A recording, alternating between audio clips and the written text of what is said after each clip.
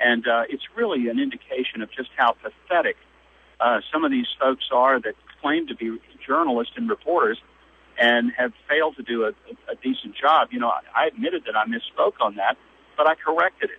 But what I've never done is taken the position that Obama was born in Kenya or Indonesia or anywhere other than Hawaii, where he claims to have been born.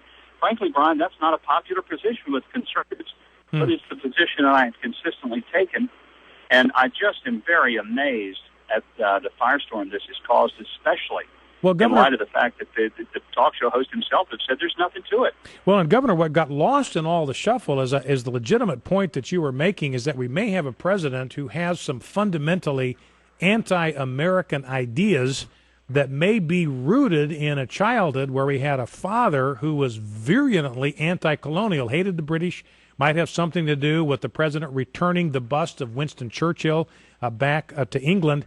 You know, I was struck by the fact when he made his tour to Indonesia, he made a point of going to an Indonesian memorial that celebrated the victory of Indonesians over British troops. Again, part of that anti-colonial thing. And so I'd like you to comment on that if you think, I mean, you seem to think there's some validity to the fact that there may be some fundamental anti-Americanism in this president.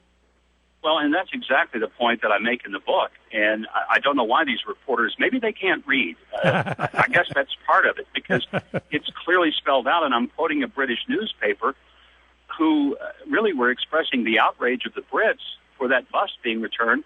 And the point was that they felt like that due to Obama's father and grandfather, it could be that his version of and view about the Mau Mau Revolution was very different than most of the people who perhaps would grow up in the United States.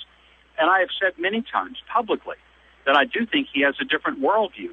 And I think it's in part molded out of a very different experience. Most of us grew up going to Boy Scout meetings, and, our communities were filled with Rotary clubs, not madrasas.